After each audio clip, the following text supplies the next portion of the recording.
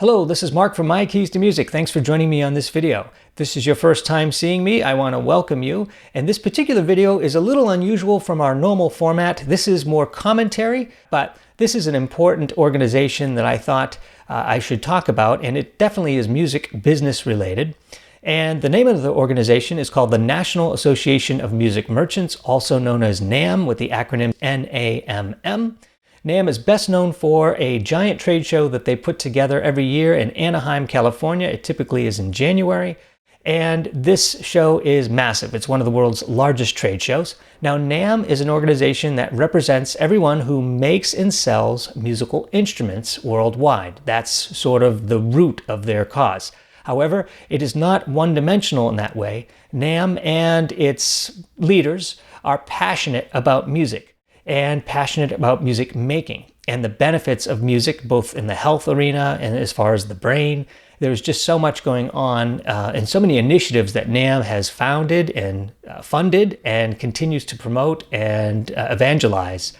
So there's a lot more to it, and I highly encourage you to visit namm.org if you want to learn more.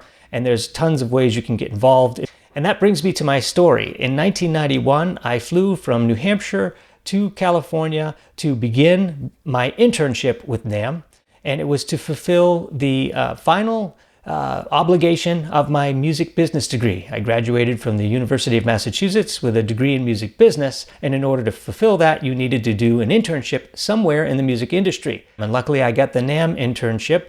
So this is where I began my career. So in 91, I was an intern. I happened to have a lot of computer skills. They were using Macintosh. There were 20 of us at the time.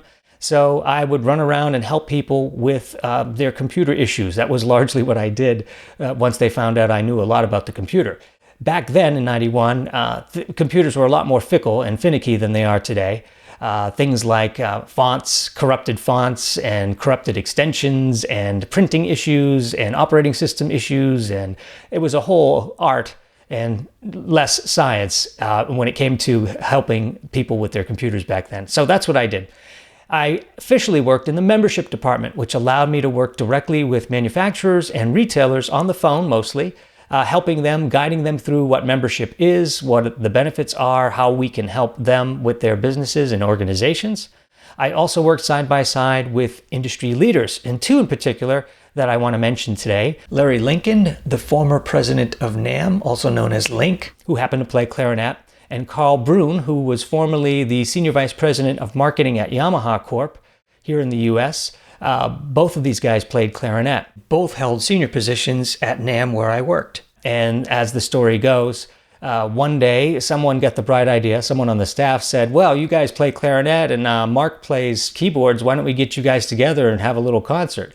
And I can honestly say that I don't think Larry, Carl, or I were exactly excited about that notion. It's one of those things. I'm not sure why we weren't excited, but it's just, we worked at NAMM. We promoted music, but we didn't actually play music on a daily basis. We had business to do and things to run and people to help.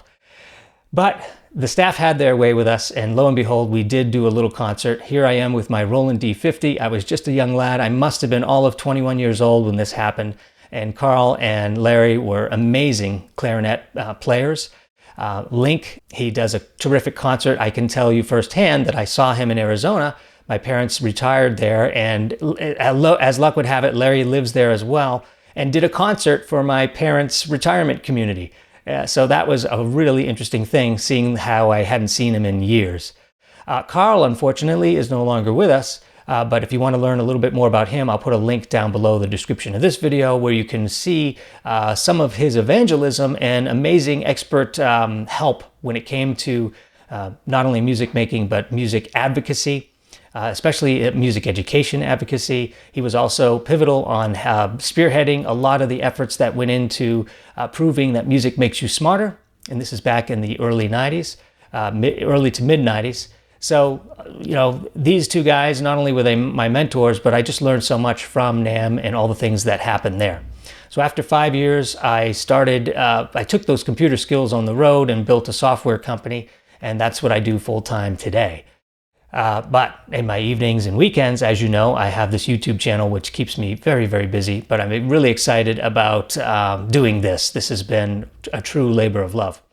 All right, so now NAMM. I hadn't been there as a non-staffer really ever. So 2020, I decided to visit my old stomping grounds and go to NAMM, and this time as media.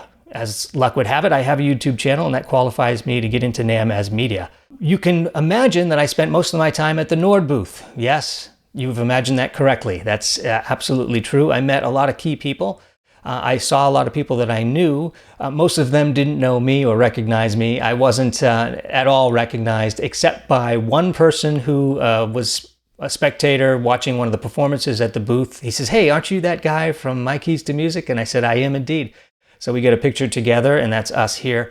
And then I did meet Matt, who does some amazing demos on the Nord keyboards. You've most undoubtedly seen him if you've watched any Nord video demonstration. Matt is a lot of times doing those demos. And another demo expert and aficionado is Chris here. Now, I didn't get to meet him, nor do I think he would recognize me if I did.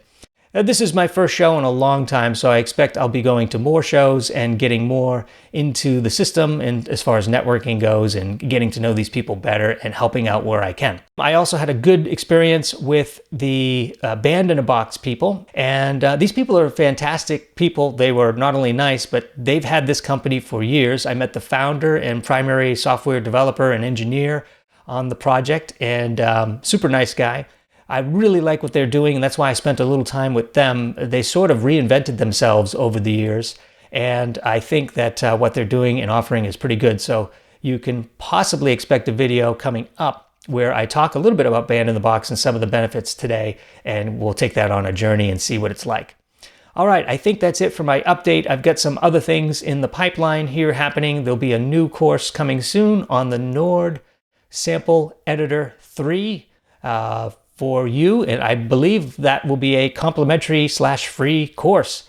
So that is something to be excited about. Right now, that is only compatible with the Nord Stage 3, but it promises to be compatible with the Electro 6 and other leading keyboards from Nord in the future months. In addition, it will be compatible with the upcoming Nord Wave 2, which is going to be a necessary ingredient because the Wave 2 is focused around the fact that it can handle custom samples, the ones that you make. So if you want to learn more about that, visit My Keys to Music. Right now I have nothing there talking about that, but I will be soon. Thanks for joining me on this and indulging me on this commentary today. I don't do this often, but I felt it necessary to at least share some of my personal experiences, as well as some of you who might be interested in what the heck is NAMM. I keep seeing it mentioned, but I don't know a thing about it or what they do or what's important and why it's important and why I should care. All right, thanks for watching. We'll talk to you on the next one.